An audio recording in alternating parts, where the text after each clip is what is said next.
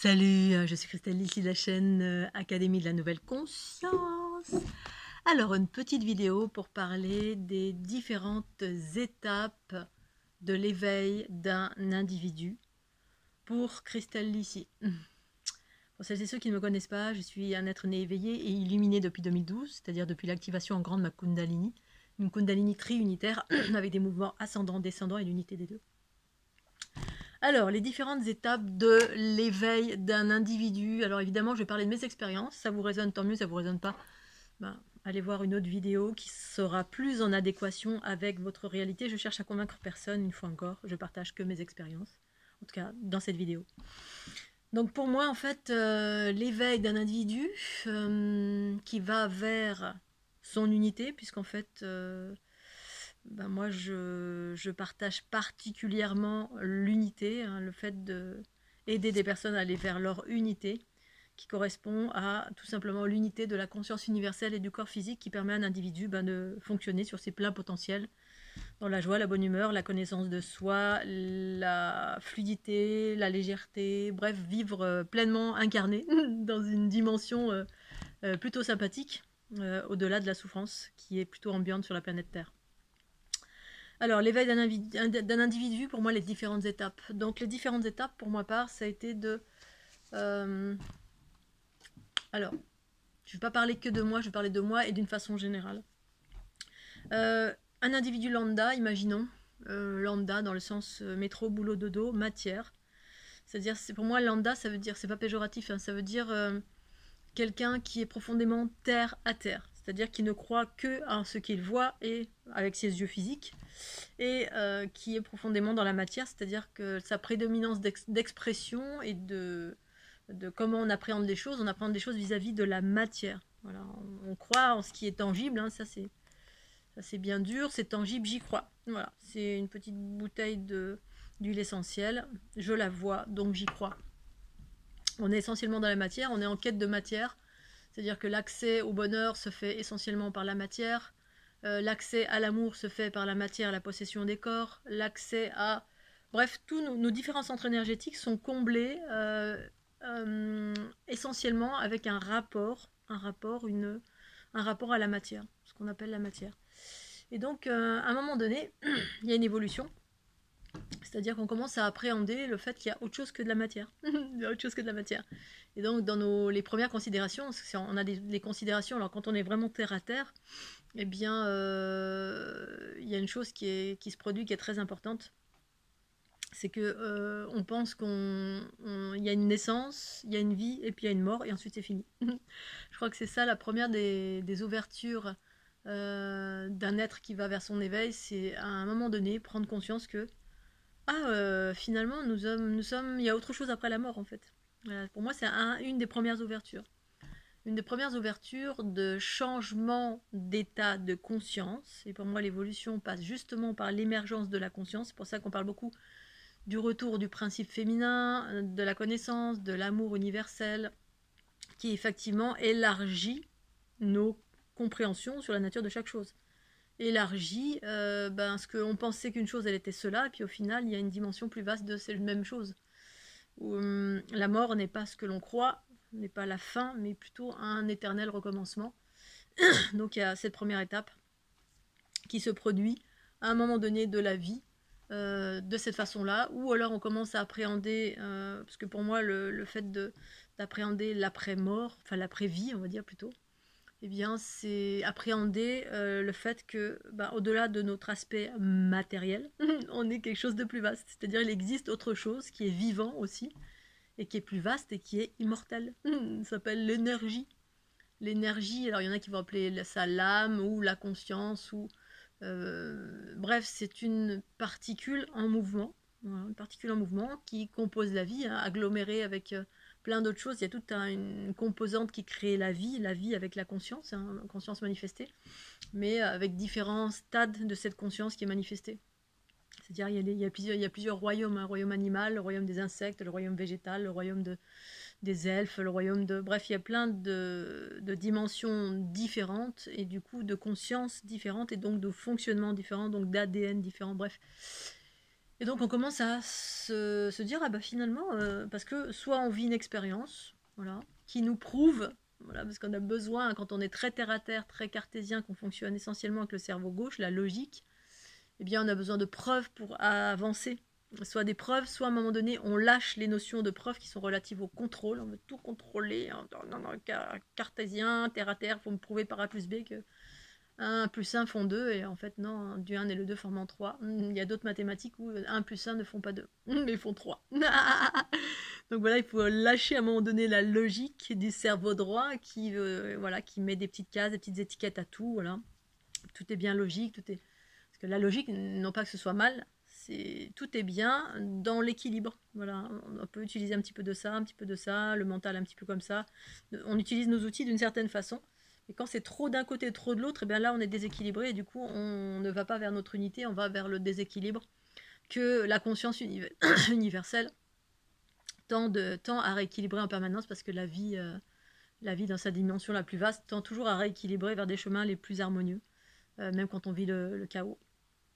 Donc, la vie après la vie. Moi, ça a été la première des ouvertures, on va dire, enfin des ouvertures. Là, pour le premier questionnement, ma maman, maman, qu'est-ce qu'il y a après la mort? Et ma maman de dire, c'est le vide. Et là, je la regarde grand, avec des grands yeux comme ça, je fais, c'est faux. Je me suis mis dans une colère noire, j'ai dit, c'est faux. Elle a dû rien comprendre, en disant, qu'est-ce qui lui prend, ma petite fille? Mais n'importe quoi, pourquoi elle me dit ça? Voilà, ensuite, on commence à avoir des perceptions. Des perceptions, on s'intéresse. Donc du coup, on commence à s'intéresser.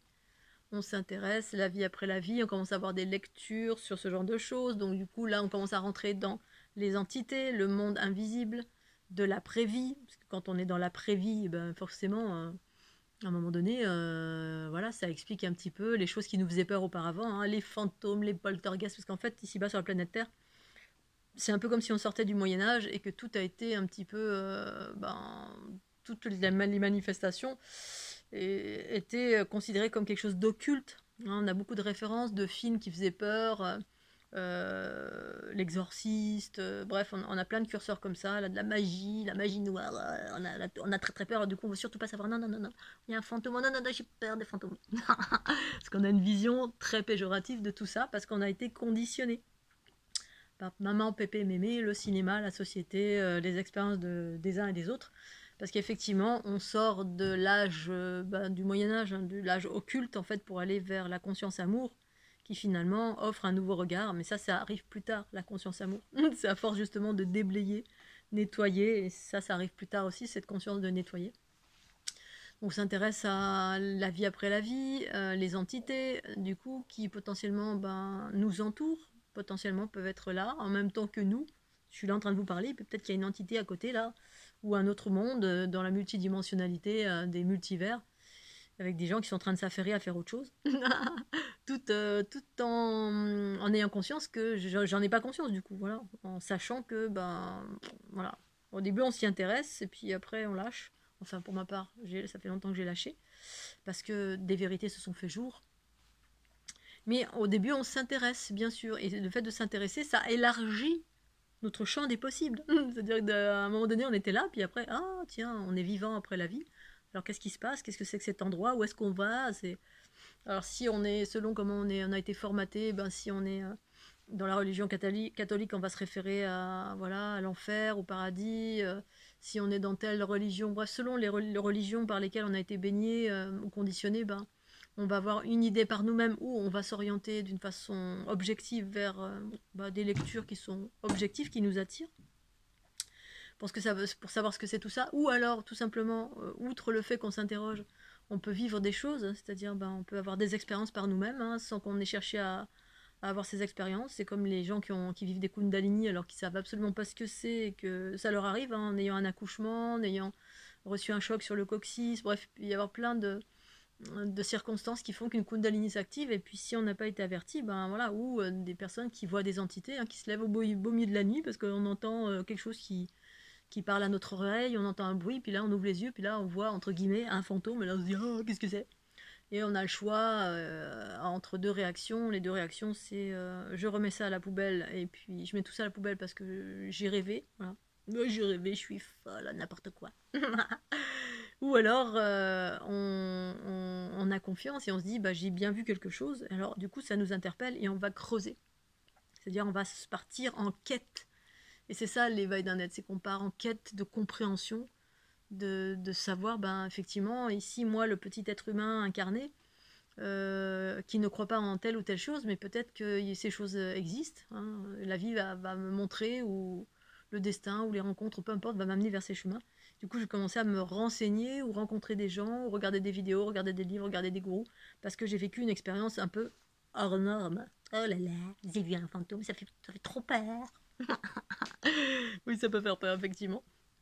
Et comme on a des curseurs négatifs de tout cela, bah, effectivement, la première des réactions, c'est la peur. Parce que ben, on n'a pas été aidé ici-bas, mais c'est comme ça, c'est parce qu'on sort de l'ère occulte, hein, ce que j'appelle le patriarcat, où on est dirigé majoritairement par la peur. Ensuite, on peut avoir des manifestations au niveau énergétique, on commence à s'intéresser, ou on rentre dans une notion de développement personnel, parce qu'on vit une expérience de, je sais pas, hein, on vit un burn-out, on se fait virer, notre chéri nous quitte, bref, on a un trauma. Et ce trauma nous fait nous remettre en question vis-à-vis de la vie. Là, en ce moment, avec ces dernières années, le Covid, beaucoup de personnes se sont remis en question face à la mort. Souvent, c'est face au chaos ou la probabilité de la mort qui nous fait nous remettre en question et aller vers soit du développement personnel, soit du bien-être, soit on remet en question, on lâche sa vie d'une façon générale, conventionnelle, et puis on prend conscience que finalement, c'est peut-être pas ça la vie. C'est peut-être pas mettre au boulot dodo, c'est peut-être pas de vivre avec un pervers narcissique qui me pompe tout mon pognon, qui m'emmerde à longueur de journée. Mais peut-être qu'il y a autre chose qui existe, voilà, la liberté, le voyage, des belles personnes. Bref, on commence à s'ouvrir et puis à se donner les moyens d'aller vers autre chose. Parce qu'on commence à aller vers du développement personnel, vers des remises en question. Et ça passe par des remises en question, l'éveil en fait. Hein. On remet en question des choses sur lesquelles on était campé. On était campé. Hein, la mort, c'est la mort, comme mon frère. Quand j'ai perdu mon papa, voilà. Même si je lui ai expliqué plein de choses sur mes capacités, sur ce que je suis, sur ce que je perçois, sur le fait que je voyais mon papa dans son corps astral. Lui, ça le dépasse. Pour autant, il aurait aimé y croire parce que quand on est dans la douleur, on préférerait y croire pour savoir que, au final, la mort, c'est pas si grave. C'est juste un passage, même si parfois la fin de vie n'est pas évidente, bien sûr, parce qu'on vit pas tous les mêmes morts. Hein. Il y en a qui partent sereinement, puis d'autres, c'est pas serein. Mais effectivement, ça adoucit tout. Ça adoucit tout de savoir qu'au final, c'est qu'un changement, c'est une expérience sur la Terre. Donc, du coup, quand on prend conscience de ça, on prend conscience que finalement, une fois qu'on a vraiment conscience de ça, on se dit, mais finalement, pourquoi je profite pas à 2 milliards de pourcents? Parce que de toute façon, je vais me réincarner. Ou alors, je vais aller sur une autre planète ou faire autre chose après, mais finalement, je suis éternelle. Du coup, ça fait remettre en question tout. Dès lors où on commence à prendre conscience de ça, on peut potentiellement dépasser la peur de la mort, mais du coup, on vit beaucoup plus pleinement. Pleinement, c'est-à-dire qu'on y va en se disant, voilà, je fais des expériences, de toute façon, je peux rejouer à chaque fois. Mais oui, c'est vrai en fait. Donc ça fait partie des processus d'éveil. Alors, il y en a plein. Je ne vais pas tout énumérer, parce que je ne connais pas tout, mais je vous parle de mon expérience. Vous avez les capacités qui peuvent surgir. Alors les capacités, soit vous les avez déjà et puis vous les remettez en question parce que vous avez très peur, hein, voilà. Soit vous les avez pas, vous avez des pratiques méditatives, de tai chi, de qigong ou de ceci ou de cela. Vous avez fait du reiki ou j'en sais rien. Bref, ça révèle quelque chose et puis là vous vous mettez à sentir les énergies parce que vous appréhendez des gens, un environnement qui vous a intéressé. Cet environnement vous parle d'énergie et puis là vous découvrez, ah oui, l'énergie, ok, j'en ai entendu parler, mais qu'est-ce que c'est? Comment on fait pour sentir l'énergie? Alors, pour sentir l'énergie, tu fais comme ça, tu mets tes mains comme ça. Il y en a, ils proposent le pendule, d'autres les baguettes de sourcier, d'autres... bref, il y a mille et une expériences et outils pour entraîner notre être à sentir les énergies si tant est que ça nous intéresse. Et que ce soit important ou pas, ça fait partie d'un processus d'éveil de se dire, ah mais oui, voilà, tout émane d'éveil, c'est-à-dire on a une compréhension d'un coup que tout vibre, voilà, tout est énergie, hein, une table, une chaise, mais particulièrement le vivant, un arbre, et qu'au-delà de cela, effectivement, on commence à prendre conscience que, oui, un arbre, c'est conscient, on peut communiquer avec, et tout ceci amène à de plus en plus de conscience, c'est la conscience qui nous permet de, voilà, dès qu'on comprend une chose, du coup, le champ d'expérience et donc de compréhension s'ouvre, et du coup, on commence à vivre des expériences relatives à notre compréhension. Hein, parce que tant qu'on ne comprend pas une chose, on la rejette, parce que du coup, quand on rejette, on est dans la peur. la peur ou le rejet tout simplement. Voilà, mais souvent c'est la peur derrière, hein, la peur parce qu'on veut s'accrocher à des choses qu'on contrôle. Oh, ça je contrôle, c'est dur. Je le contrôle, je le vois. Oh là là. Ah, oui, c'est bien dur. Je le contrôle, je maîtrise. Si d'un coup il disparaît dans ma main, oh je ne contrôle plus, mince, qu'est-ce qui se passe? Et en fait, la part très très terre à terre en nous, elle bug en fait. C'est notre ego qui veut pas exploser, qui veut pas remettre en question ses croyances en fait. C'est ça, on veut jamais remettre en question nos croyances quand on est beaucoup dans nos certitudes, dans l'ego. On n'est pas dans l'ouverture de ce qui peut potentiellement surgir, c'est-à-dire le champ infini des possibles. C'est ça finalement. Croire que tout est possible, et particulièrement dans un aspect positif, parce que finalement, l'orientation, c'est vous qui la donnez à votre vie. Hein. Du coup, c'est ça qui ouvre tout aussi. Ah ouais, ok, toi tu le vis, bah pourquoi pas, moi aussi je peux le vivre. Et donc, on s'attelle à potentiellement le vivre, voilà, sentir l'énergie, comprendre qu'un arbre, on peut communiquer avec, un animal, on peut communiquer avec, et qu'au-delà, bah, en fait, on est tous des télépathes, on est tous des émetteurs récepteurs, et donc du coup, potentiellement, on fait des pratiques, puis soudain, on se met à sentir l'énergie, parce qu'on a lu des livres là-dessus, on s'entraîne, voilà. On recherche voilà, des vidéos, des livres, des interlocuteurs, des enseignants. On s'intéresse. Ah ouais, ok, ouais, c'est passionnant cet environnement, super.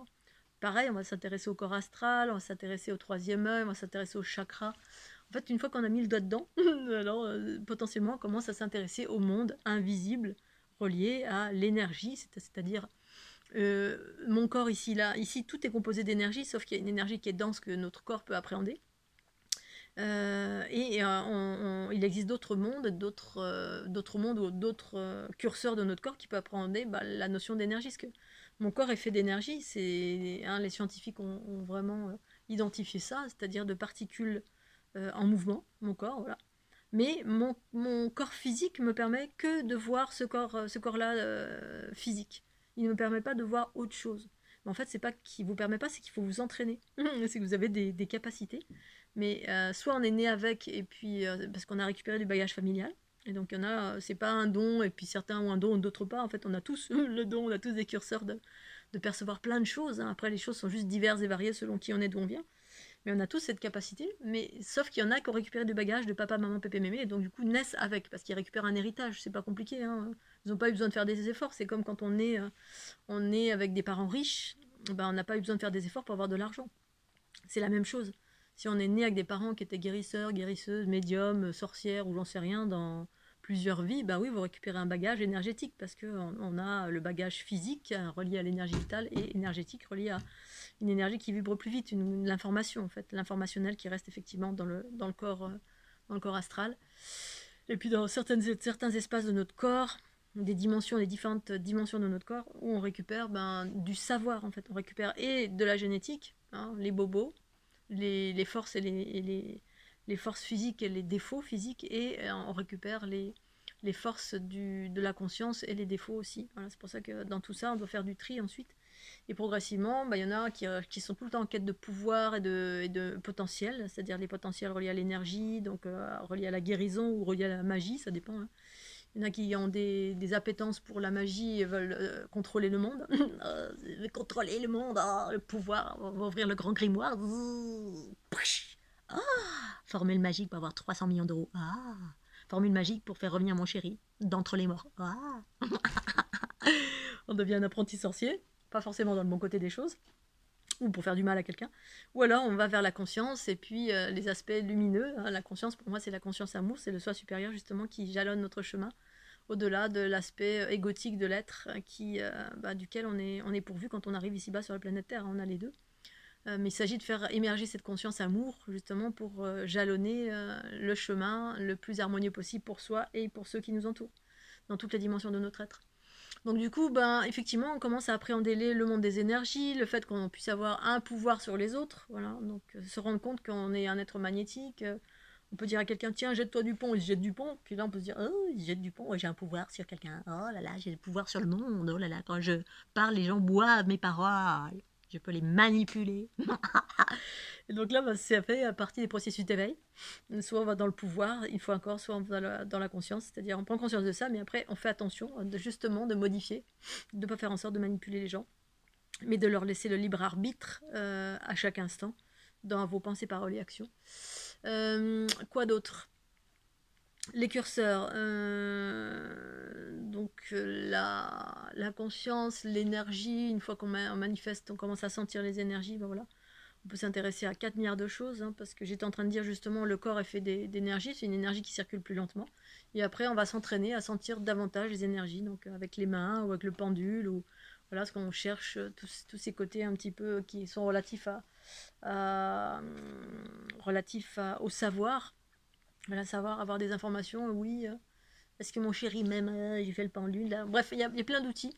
Ensuite, on peut rentrer dans le domaine quand on commence à aller dans l'après-vie, ben, on commence à appréhender le fait qu'il y ait des guides aussi, voilà. Et puis il y a des gens aussi qui sont nés avec ça, avec des guides, hein, qui sont jamais remis, ils sont nés avec, et puis d'autres qui ont commencé à conscientiser, parce qu'en fait, je pense qu'on a tous des guides plus ou moins qui jalonnent notre vie.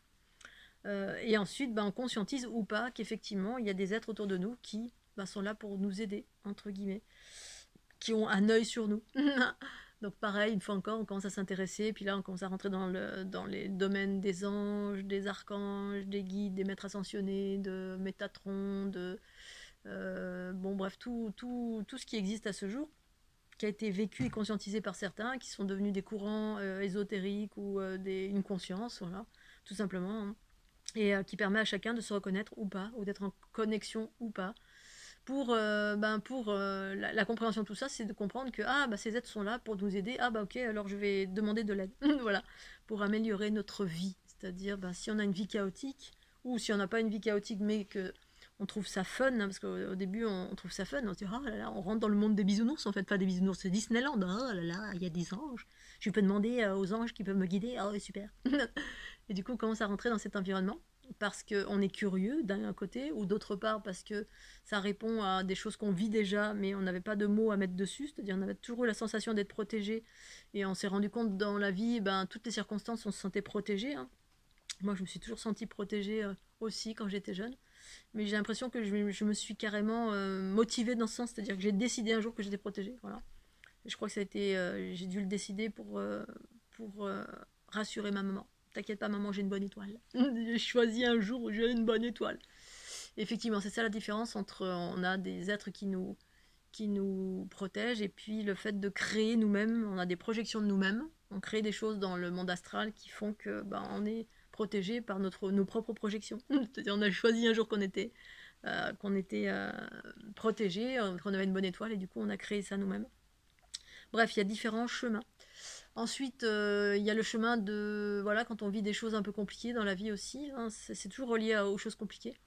Et quand on a marre d'être malheureux, d'être triste, d'être jaloux, bref, tout pourri, que notre vie c'est un peu tout pourri, voilà, qu'on n'a pas d'entrain à vivre, eh bien on peut à un moment donné se remettre en question aussi, voilà, et passer par un développement personnel. Donc on peut aller voir un sophrologue pour apprendre à respirer, on peut aller faire du tai chi, du qigong, du yoga, voir un psy, voir quelqu'un qui est dans l'énergétique. Et ça peut nous ouvrir aussi des portes vers la conscience une fois encore. La conscience nous indique que voilà, tu veux aller mieux, tu fais ceci, tu fais cela, tu mets en place des pratiques. Et ça va dans le processus de l'éveil, c'est-à-dire un individu qui va vers son éveil, donc son unité c'est qui commence à se prendre en charge et comprendre qu'il peut modifier sa vie par lui-même, en modifiant les circonstances, en comprenant comment ça fonctionne, hein, la loi de action-réaction, la résonance. Si tu parles toujours tout pourri, tu attires ce que tu évoques, hein. Si tu parles mal à longueur de journée, que tu n'utilises pas les bons mots, tu es toujours dans la violence des mots, dans le blabla du quotidien, le jugement, etc. En fait, tu te remplis de basses fréquences et tu résonnes cela aux alentours, et du coup, tu attires cela à toi. Donc c'est ça le chemin du développement personnel qui amène à aller mieux, un chemin de développement personnel qui nous amène à aller mieux, améliorer notre vie par nous-mêmes. Parce que comprendre que finalement on est les créateurs, créatrices de notre vie, c'est-à-dire qu'on attire à nous les bonnes ou les moins bonnes choses. Mais voilà, ça c'est en partie vrai, mais c'est pas en totalité vrai. Voilà, il y a des fois des choses qui font que vous pouvez faire du mieux que vous pouvez, être le plus clean possible. Parfois, on peut vivre des choses qui sont pas reliées à ce qu'on a nous-mêmes créé. Donc tout est relatif, mais pour autant c'est quand même une grande vérité pour moi que j'ai appréhendé très très rapidement dès mon adolescence. Ensuite, on évolue vers, quand on évolue vers le développement personnel, on peut effectivement déployer des capacités aussi énergétiques, hein, parce que développement personnel, ça veut dire des pratiques aussi pour aller mieux. Donc tai chi, qigong, méditation, souffle, on arrive dans le domaine du souffle. Effectivement, au début, quand on est en fait dans un monde où on nous apprend que les choses sont compliquées pour tout. Voilà, oh, c'est compliqué, pour être faire tel métier, c'est compliqué, il faut que tu fasses 15 ans d'études, il faut que tu aies médité 20 ans dans une forêt, dans une grotte en haut des Himalayas, et puis après tu seras illuminé. Oh, oh merde, c'est tout foutu pour moi, j'ai pas tout ça comme temps devant moi. Mais en fait, les choses au demeurant, pour moi, au final, ben, ça a été les pratiques les plus simples qui ont mieux fonctionné. Et en même temps, c'est relatif aussi à chacun, bien sûr. Hein, ce que moi je vais pratiquer ou ce que je propose dans ma formation pour les hyperempathes, justement, toutes ces pratiques que je propose, toutes les personnes qui veulent mettre des choses en place dans leur vie, il n'y a pas de secret pour moi. Tu veux modifier ta vie, tu veux aller mieux, et ça passe par la compréhension de ce que sont chaque chose. Voilà, d'où les enseignants. Les enseignants apprennent, partagent leur expérience. Et ensuite, il y a des pratiques à mettre en place ou pas. Comme la plupart du temps, on est des gros flemmards. Et je m'inclus dedans. J'ai une grosse flemmasse. Bon, je suis hyper active, mais c'est vrai que pour ce genre de pratique, j'étais un peu flemmarde et rester en statique, c'était un peu bof. Et puis au final, je me suis attelée à le faire. Effectivement, en ayant des pratiques successives, bien évidemment, j'en ai eu plein. Dès que ça me parlait plus, je passais à autre chose, mais j'ai eu quand même... je suis allée à chaque fois au bout de ces pratiques, jusqu'à ce que je ressente dans mon cœur qu'il fallait passer à autre chose, tout simplement. Non pas parce que je me lasse, mais aussi parce que dans mon cœur, j'écoute. Ce qui résume à dire que j'écoute mes intuitions depuis toujours, en fait. Ce qui m'amène là, à faire telle rencontre, tel endroit. J'écoute mes intuitions. Et mes intuitions, c'est moi. C'est la source pure de mon aide. C'est ma conscience universelle. Au-delà des anges, des archanges, de ceci, cela, qui, en fait, ont jalonné mon chemin aussi, bien sûr. Mais qui, à un moment donné, effectivement, à force de pratique, à force de nettoyage, puisque j'ai commencé à prendre conscience, effectivement, je pouvais modifier ma réalité. La réalité de les notions relatives à si on n'arrive pas à avoir de l'argent, on commence à comprendre qu'on est bourré de mémoire, qu'on récupère du bagage familial, que ces mémoires nous entravent. C'est de l'information qui proviennent de papa, maman, pépé, mémé, qui ont des croyances que dans la vie, il faut se battre pour y arriver, pour gagner de l'argent, et puis l'argent c'est mal, c'est mal l'argent, ils ont de l'argent, ils sont tout pourris. Voilà, en fait, on doit se déconditionner de tout ça, et ça passe par le chemin du développement personnel. Mais au-delà du développement personnel, des pratiques diverses et variées, en ayant d'un côté la compréhension et de l'autre côté l'outil pour coller avec la compréhension. Ah, je comprends que là, ok, je suis conditionnée dans ma façon de faire.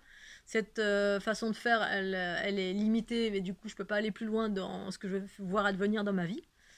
Et du coup, qu'est-ce que je peux faire, voilà, qu'est-ce que je peux mettre en place dans ma vie pour modifier ça. Voilà, donc on doit avoir une compréhension et des outils à mettre en place dans son quotidien. Sans ça, en fait, et ça mène vers l'éveil, c'est-à-dire on a un élargissement de conscience progressif associé à des pratiques qui viennent nettoyer tout ce qui nous entrave vers le chemin du bonheur, du bien-être, de la réalisation de soi, de l'illumination, de la joie, de la bonne humeur, autant que faire se peut, d'aller vers ces espaces quasiment de plus en plus. Voilà. Quand on vit des choses, on peut encore vivre des choses, si tant est que j'écoute pas en totalité la voix de ma conscience.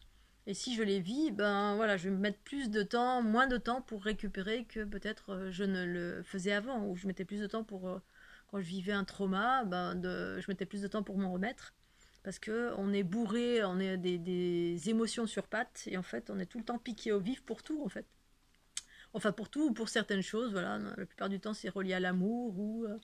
je dirais qu'une majorité des gens sur la planète sont ballottés dans les émotions reliées à l'amour parce qu'on est dans des positionnements d'attachement, on est bourré de croyances sur une multitude de choses, que le couple ça doit être comme ça, etc. Donc du coup, c'est au fur et à mesure, effectivement, on fait péter toutes les croyances limitantes pour aller vers, à chaque fois, un nouveau soi-même. Nouveau, à force de faire péter les croyances limitantes, qui amènent à de l'émergence de la conscience universelle en soi, c'est-à-dire l'aspect illimité de notre être, l'information qui dit, si, tu peux faire ça. Alors qu'avant, on était là, oh non, je n'ai pas le droit de faire ça, ou alors, je vais prendre un jour pour moi, alors qu'avant, on ne prenait jamais un jour pour soi, parce que on est bourré de culpabilité, mais comme on est des êtres inconscients, on est inconscient de ce qu'on porte, du coup, on ne se rend pas compte qu'on est bourré de culpabilité, on est bourré de crainte, de peur, on a la peur du manque, on a la peur de l'abandon, on a la peur de la trahison, la peur du rejet, bref, tous les travers relatifs à l'ego, toutes les blessures de l'ego, alors non pas que ce soit mal, c'est des choses qui nous pourrissent la vie, en fait. Quand on n'a plus d'ego, en gros, tout est chouette, finalement rien n'est grave.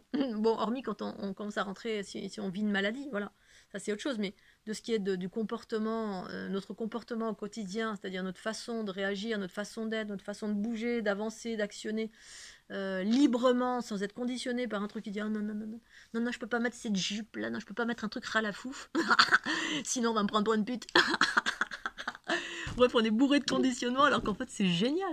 Dès lors où la conscience universelle elle commence à guider votre être au fur et à mesure de tout ce travail qu'on fait sur soi, on déblaye, on nettoie, on purifie.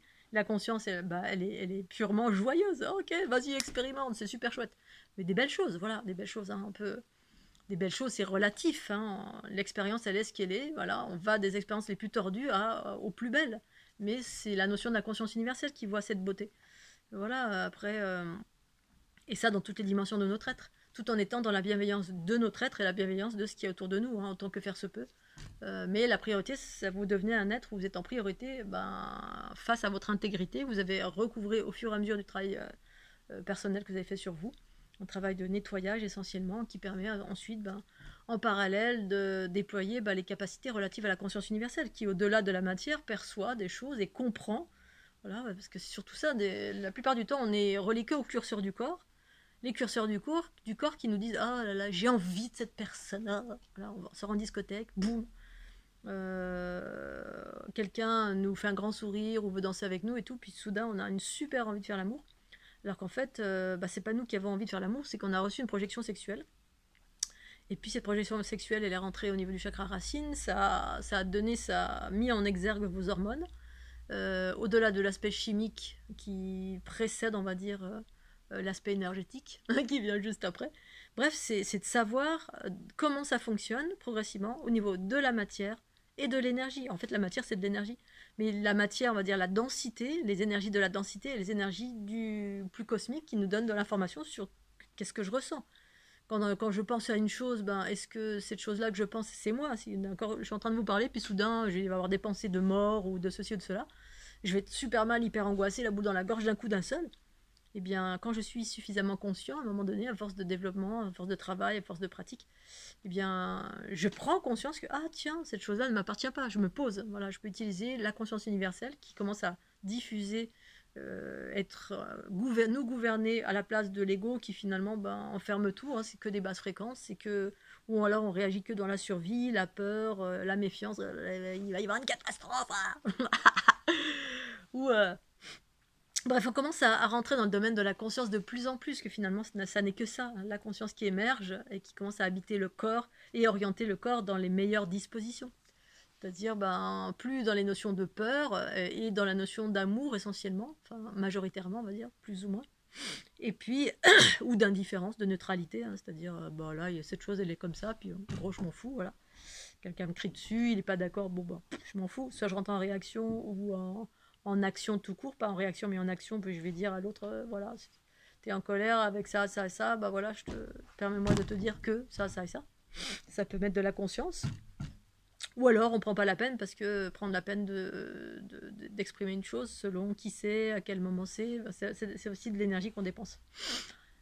Donc voilà, les processus d'éveil, c'est ça, pour moi, progressivement. Et puis ensuite, effectivement, la conscience s'élargit à force de continuer à faire des pratiques, à s'intéresser à ce qui nous appelle, à écouter ses intuitions autant que faire se peut, hein, revenir en soi. D'abord, progressivement, on commence à quitter, alors ou pas, hein, soit on est rentré dans une période où on a été guidé, parce qu'on trouvait ça génial d'être guidé, parce qu'effectivement, ça manifeste beaucoup de choses, selon si vous êtes guidé par des présents qui sont dans l'astral, et l'astral c'est intéressant parce que l'astral c'est ce qui permet de manifester, en fait c'est les plans de conscience les plus proches de la densité, c'est pour ça que ça manifeste beaucoup. Le passer par une entité, cette entité elle est dans un monde qui est relativement dense, moins dense que la cristal d'ici, mais quand même qui a une certaine densité et du coup qui a un certain pouvoir de pouvoir vous protéger ou manifester, voilà. Mais l'idée après c'est que justement vous deveniez progressivement votre propre maître.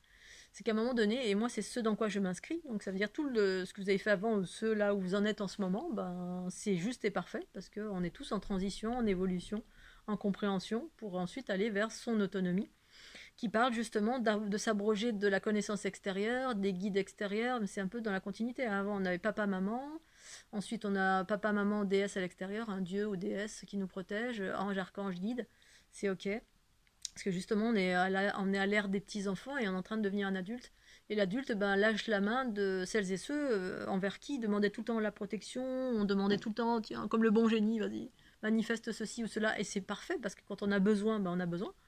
Quand on vit l'adversité, qu'on n'arrive pas à sortir la tête de l'eau, c'est super d'avoir des présences, comme on a des amis sur la planète Terre, hein, que ce soit des amis invisibles ou des amis visibles.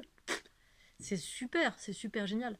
Mais à un moment donné, il y a une évolution. Cette évolution s'appelle l'unité.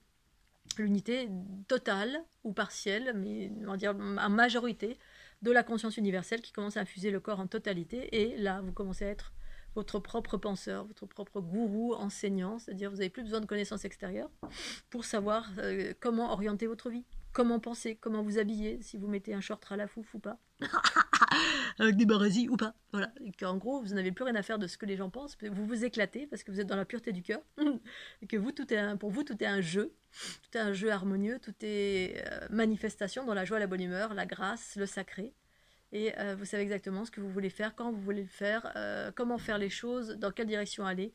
Vous n'avez plus besoin de conseils de quoi que ce soit, ni d'infos de quoi que ce soit. Alors après, ça peut arriver. Hein. Mais pour moi, ça amène à ça la conscience universelle, l'unité en soi, qui amène à, effectivement, à un moment donné, des processus de Kundalini, en tout cas celle que je partage à travers la fleur de l'unité, ces programmes qui amènent à accélérer ce processus que je viens de partager, mais qui ne vient pas forcer. C'est-à-dire, ça va vous prendre là où vous en êtes, et puis ensuite, il va falloir faire un chemin. Et ce chemin, personne d'autre que vous-même peut le faire. Ça va juste l'accélérer, mais ça ne vous dispense pas de rien du tout. On n'appuie pas sur un bouton et hop, d'un coup, illumination. Et pour autant, il y en a, ça arrive, parce que c'est parce que quelque part, vous étiez prêt quand même. Et donc, ça amène à cette forme d'autonomie. Et moi, quand ma Kundalini s'est activée, effectivement, ça faisait un bon bout de temps que j'étais dans la conscience, dans les pratiques méditatives, dans la guidance, c'est-à-dire non pas les anges et les archanges, mais ma propre guidance. Mais j'ai quitté progressivement Ange Archange en remerciant. J'ai jamais renié tout ce que j'ai vécu. Au contraire, je remerciais tout ce que je vivais. Et tous les protagonistes, même les enseignants, même les médecins, les thérapeutes, tous les gens, même si ça me donnait pas des infos qui étaient juste pour moi, en même temps, elles étaient juste pour moi parce que ça m'a permis de voir que j'étais hyper en pâte.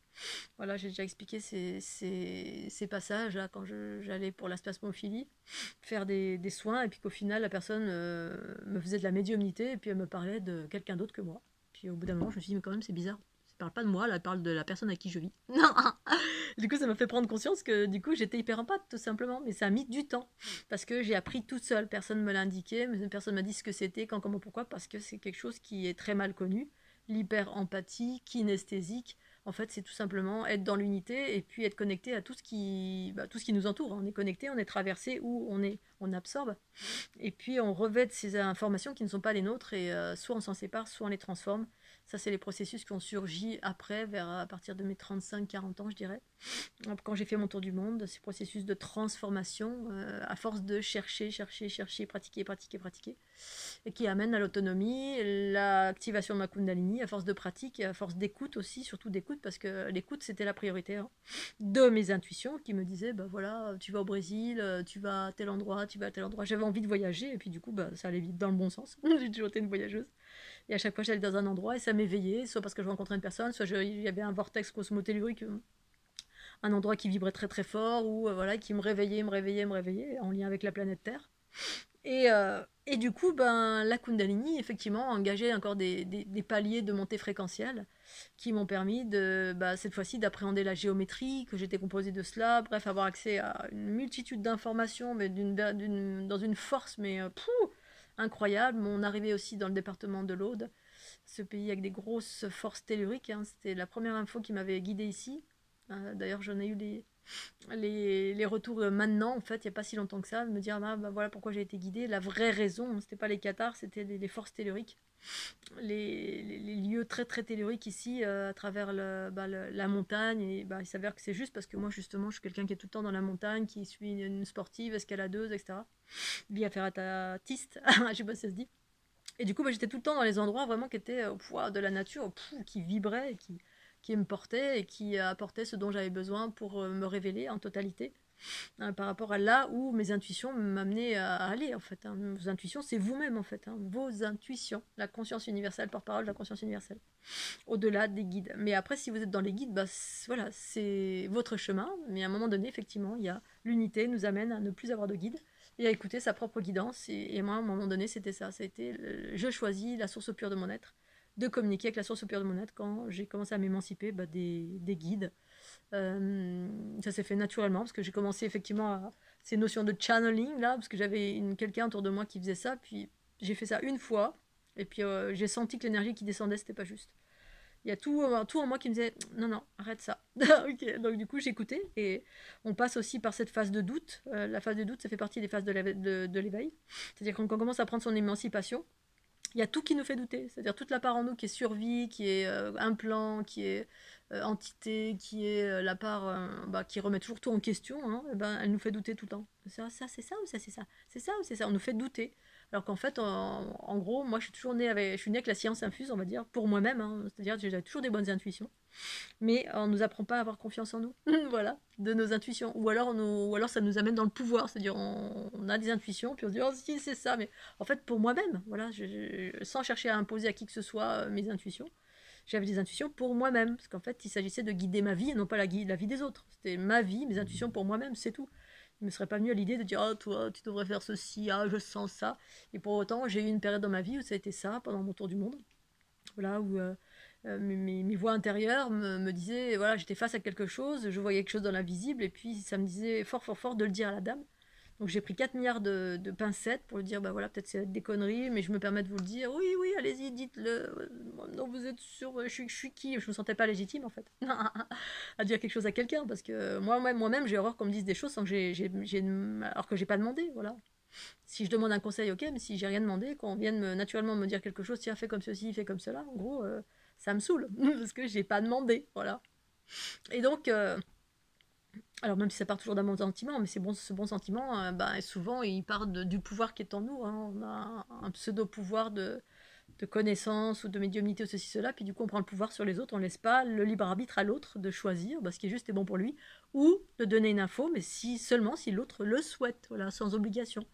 Et ça a jalonné mon chemin justement pour me permettre d'être au plus possible aligné avec la conscience universelle, c'est-à-dire pas de prise de pouvoir, tout en donnant de l'information, mais tout en disant, bah voilà, tu peux reprendre, tu peux jeter à la poubelle, tu peux faire ceci, cela, parce que les gens d'une façon générale sont hyper influençables de tout. Et voilà, et ça fait partie de notre évolution que d'être hyper influençable et d'aller progressivement vers cette notion de confiance, mais la confiance pour soi-même. C'est-à-dire, je mets un short à la fouf, t'as un problème. J'ai confiance en moi et ça me fait plaisir. Voilà, si t'es pas content, c'est la même chose. Voilà, on est dans l'amour de soi et on peut s'habiller avec une plume dans le derrière, avec une plume dans la tête, en indien, en sioux, entre guillemets. Voilà, c'est que des étiquettes que les êtres humains mettent aux choses. Voilà. On met des étiquettes positives ou négatives sur une chose. Alors qu'en fait, moi, je fais toujours les choses maintenant, particulièrement pour me faire plaisir, pour me faire du bien, dans la joie, la bonne humeur, la confiance, la conscience, pour guider ma vie à chaque instant et partager tout ce que je vis d'extraordinaire, de joyeux, d'heureux. Et puis la Kundalini, voilà, ça a été l'apothéose de mon chemin qui m'a amené à vivre des processus de régénérescence, notamment le chi spontané, les mouvements spontanés, le chi spontané qui on remettait en place, voilà, quand je me faisais mal, hop, il y a le chi qui s'animait, tchac, tchac, tchac, ça me faisait de l'ostéopathie. Bref, ça a déployé des choses complètement dingues, même si ça s'est un petit peu édulcoré parce que du coup, quand on réveille et on réveille des choses qui sont très très belles et qui amènent à l'autonomie. Eh bien, effectivement, j'ai bien vu qu'il y avait des consciences plus vastes que moi, ici-bas sur la planète Terre, qui gouvernaient, et à qui ça ne plaît pas, d'une part, et d'autre part, ça me fait rentrer en résonance des espaces de cette planète, hein, qui sont des obscurités, des choses qui sont de travers, déviées, et soit on est manipulé par ça, parce que ça vient vers soi quand on déploie de toute cette énergie d'amour, soit on transforme, on a conscience, et quand on a conscience, on peut transformer dans une certaine mesure, mais c'est pas une mince affaire. Donc du coup, voilà, après il y a d'autres processus qui se mettent en place, reliés à la Kundalini, mais celle que je vis, parce que voilà, il y a aussi des Kundalini qui amènent dans le pouvoir, qui amènent dans tous les travers de l'ego, si on n'est pas totalement nettoyé, et quand bien même, voilà, il y a plein de Kundalini différentes. Et moi, je